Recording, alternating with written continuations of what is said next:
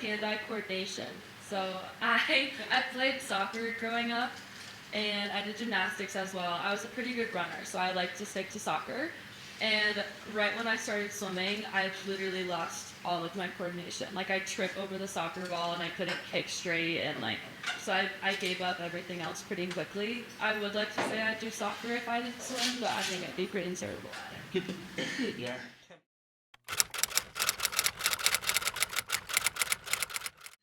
So I train 6 days a week. I have Sundays off. But at like the height of my training, I have 9 sessions a week in the pool, 2 hours at a time. And I have 3 weight sessions as well, for like an hour and a half at a time. So it adds up to about 21-ish hours a week. But yeah, Sunday's my total rest day.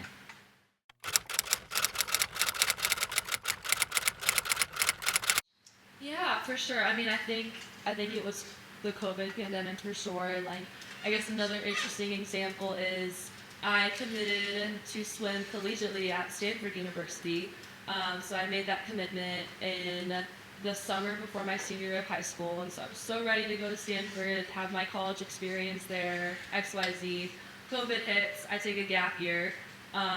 So I started my freshman fall in the fall of 2021 at Stanford. And I was so excited. Like I thought it was going to be a dream come true because it's such an incredible university, so prestigious. They have such a great legacy, and it just was not at all what I thought it was going to be. Right? Like I think you have an idea of like what you want to do in your head, and then it can be different when you actually get there physically in person. So I guess maybe that's some advice to all of you guys. If you think you have an idea of where you want to go to college, make sure you're really doing it for the right reasons, because I wasn't. I think I just wanted to go to Stanford because it was Stanford, and it was a super cool place to say that I was going to. But I didn't like it, and so I basically had to change my whole mentality, and I ultimately up and transferred and left that university, which I didn't think I would ever do something like that. But I did it to help me in my sport and to like reach the next level. And I don't think I'd be sitting here with 5 medals from the Paris Games had I not transferred from that university. But it was a very big and scary decision to make, just because I feel like nobody ever really transfers out of Stanford. That's kind of unheard of. And it was funny because I transferred from Stanford to Arizona State, which are 2 very different universities with different reputations and things like that. So I did something pretty unorthodox, and I got a bit of flack for it. So I say that was a setback, like mentally, just because a lot of people were judging the decisions that I was making and did think that I was doing a smart thing, but it worked out, thankfully. I just had to take a chance on myself. So I say that was something that was hard to do. Yeah.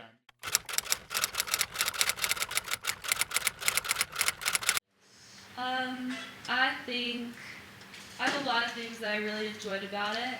I'm thinking of something funny right now. I'm sure a lot of you guys were on TikTok and saw like the whole chocolate muffin thing that was everywhere. It's true, they were so good. So every time that I was in the dining hall, I got a chocolate muffin, and it was fun because people were kind of beating for them and fighting over them. Because like half the time you'd walk into the dining hall and they'd be sold out of the muffins and you couldn't get them. So it was kind of like a big deal, like if you got a chocolate muffin that day. So I'd say that was a fun memory, like running straight to the chocolate muffins every time we got in the dining hall. That was kind of fun.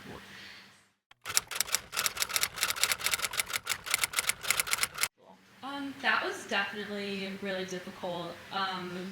So I ended up doing a situation where I was pretty hybrid.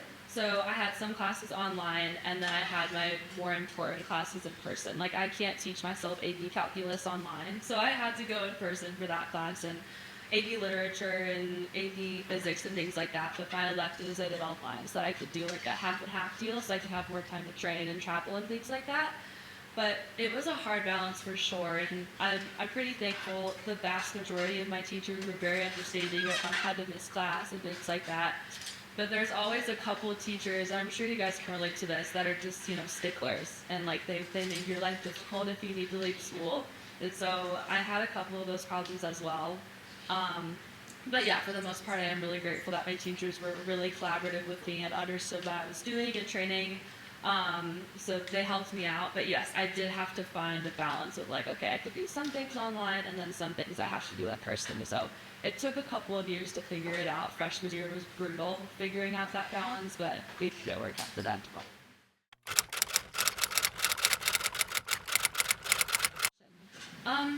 Thankfully, I don't think so. So in high school, I swam. I suppose the only thing I did differently was I didn't swim for Lakeville North for my high school career. I only swam for Lakeville North in seventh grade during the high school season. That was the only time that I did like a high school sport. Every other year that I was in high school, I swam for my club team, and it's a team over in Apple Valley, so I would leave there to do that. But I had a lot of great friends on that club team from like Egan, Apple Valley, Eastview, Woodbury, some from Lakeville too. And we all did the same thing. Like we all had the same training schedule. We all did the same amounts every day at practice. We were all there for the same amount of time, which is really cool actually, that I think I got to, for the most part, be a pretty normal kid and do things the same way that my peers did. The only thing that I didn't get to do was to like the high school season with my team. And it was really fun to do it seventh grade, but I also know that it's different when you're in middle school versus when you're actually in high school. So that would be the only thing.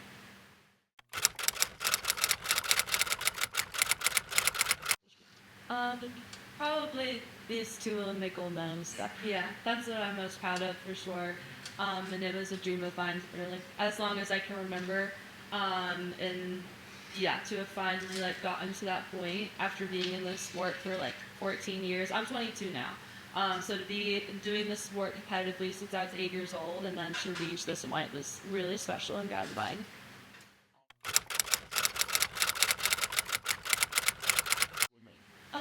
That's a good question. I think my honest answer and like maybe my shallow answer is when you're a kid you like doing things if you're good at it. I feel like if you win something or you get praise, like that's like a good feeling. Like you want to keep getting that.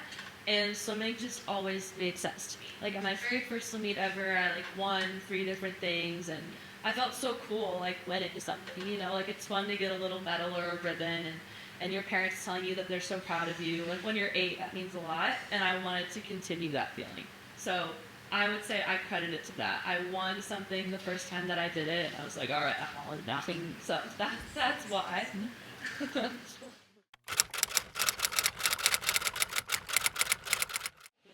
Yeah, like, I thought about quitting a bunch of different times because I feel like I don't know, it's human nature to like go through periods where you're not motivated at all and you don't want to do anything. You want to leave your sport.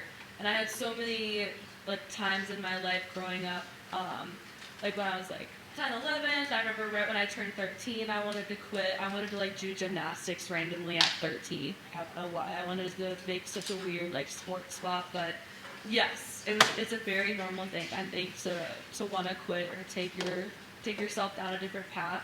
Just when you're feeling lulls of motivation or you're not liking it anymore or I don't know, like it's not what you thought it was. But whenever I did want to quit, I would, instead of fully quitting and throwing in the towel, I would just like take a step back and like take a break and like think about why I loved to do what I did and think about all the friends that I had in that sport and that would always like drive me back towards swimming again. But yes, I wanted to quit many times. I think the most recent time that I wanted to quit was about 2 years ago when I was at Stanford during my freshman year because I just had no motivation. I wasn't enjoying the swim team. I didn't like the style of training there. Just nothing was like going the way that I hoped it would go. And when you're like going through a hard time like that, I feel like you just kind of want to quit everything. So the last thing I wanted to be doing was swimming. So I've gone through it so many different stages of my life, so it's a very normal thing.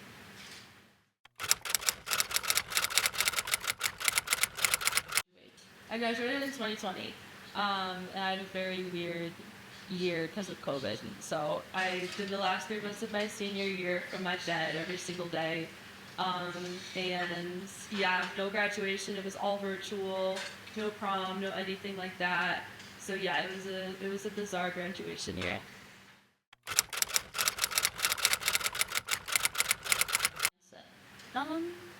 I try to be very like nice to myself, if that makes sense. Like I think we push ourselves so hard. Like our generation, I feel like we have a lot on our plates.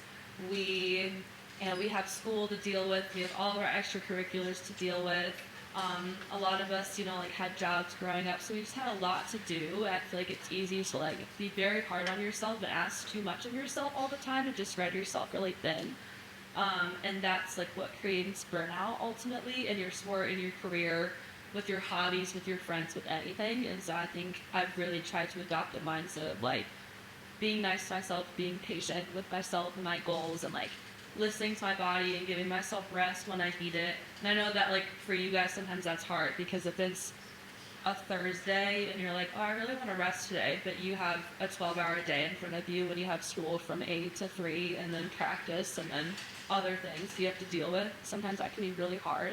And you can't really avoid that, but I think it's just trying to remain like mentally nice to yourself, which is way easier said than done, but that's taken me really far. Like on like my mentally hardest days, it's just about like being your own best friend and like giving yourself some pats on the back when you need it, when you're feeling like super down bad during the middle of the week.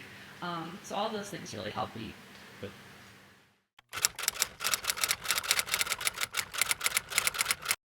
Yeah, I did. So these are my Paris medals. I have 2 golds and 3 silvers from Paris. And then in Tokyo 3 years ago, I won 2 silvers and a bronze. So these are my first golds, which is really special. And then I have 5 silvers in total now, and then 1 bronze.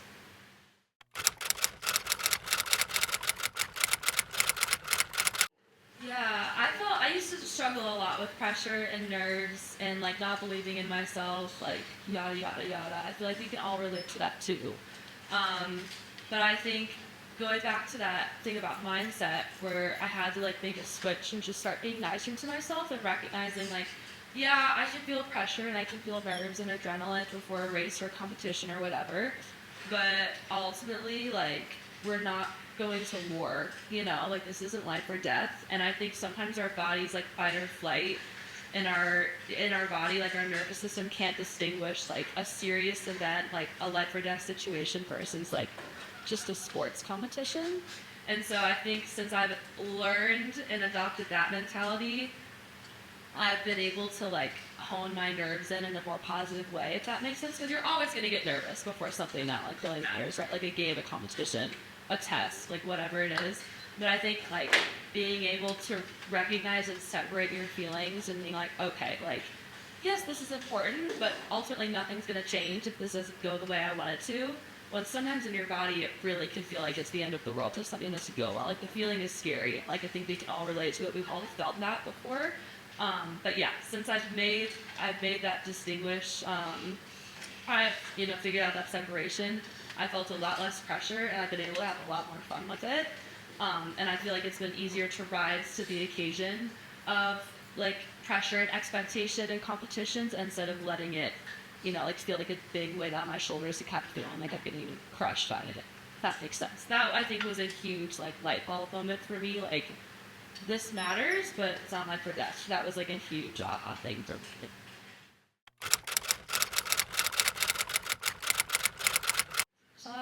I think I've learned a lot of things. I think that mindset thing was really important to me.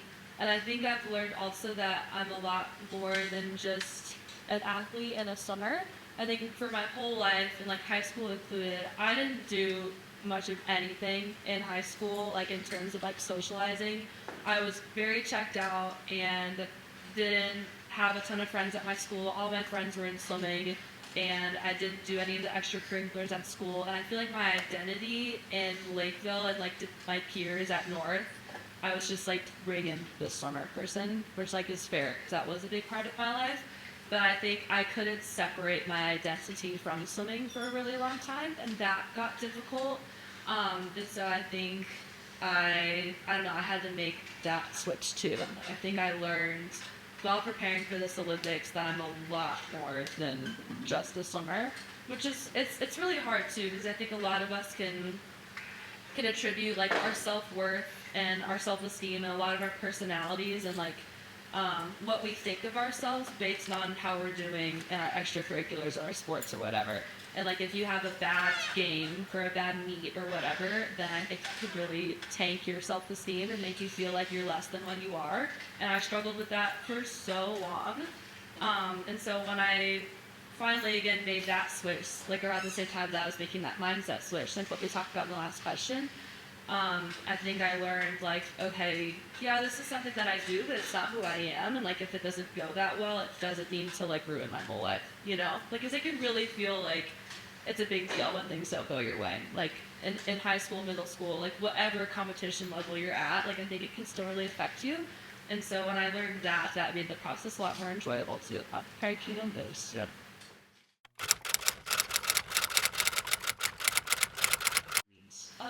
That's a good question. I don't know. Do you guys have like a pre-game or pre-competition meal that you go to? Yes. Yeah. Okay. Yeah. That's a good thing. I love routine, but I started getting extremely superstitious. Like if I didn't eat a certain thing before my competition, like if it was like a pasta night or something like carb loading before a race, if I didn't do that, I would go to bed that night and be like, okay, well, I'm gonna have a terrible meet now. Like this is gonna go so bad because I didn't stick to my routine. And that's just me and my personality. Like I can get super in my head about that stuff. So if you guys like your pre-race thing and like that works too, that's so awesome. And I'm kind of jealous of you guys because I wish I could do that and just chill with it, have it be a comfort thing. But it became like an OCD superstitious thing, and so I had to train myself to be like, okay, I can eat anything, I can get a crappy night's sleep the night before, I can have a crazy day, and I can still go in and compete really well at a high level and achieve something that I'm proud of. Like, I think I learned that I needed to learn how to roll with the punches instead of having like a very controlled environment before my competitions. So now I don't have anything specific. I'll have like pasta or a steak or like breakfast for dinner, or I'll go to McDonald's the night before. Like I'm really not picky about it. I've tried to train my body to be like, okay, I can compete on anything, which is really cool. Yeah.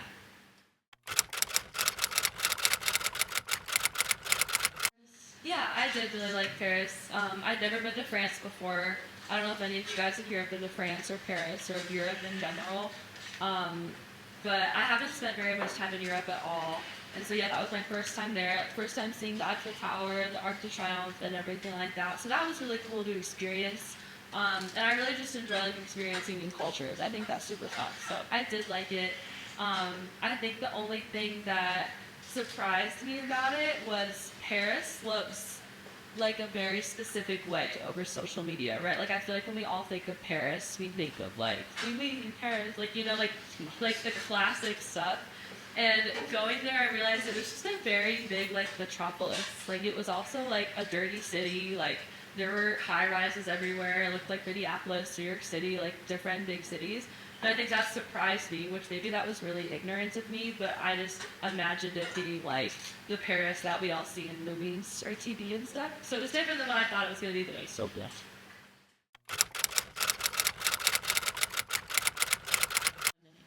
That's a good question too. I'm a pretty like low key person.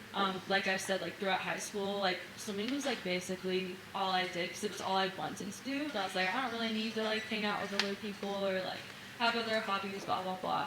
But as I've gotten older, I've started to try to have more of like a balance and like well-roundedness to myself. So this is like a late answer, I recognize, but I love reading now. Like I'm into book clubs with my sisters. So I enjoy doing that. I love like binging Netflix when I have the day off. I do that a lot too. I really like to cook. I think that's super fun, cooking and baking. And just like hang out with my friends. I enjoy that too. So I'm pretty low key. I'm not like, I'm a busybody, but like I don't like to do crazy things when I'm not swimming because you guys get it. Like when you're in your sport full time, you're tired and like you don't have a ton of energy to go do other crazy things.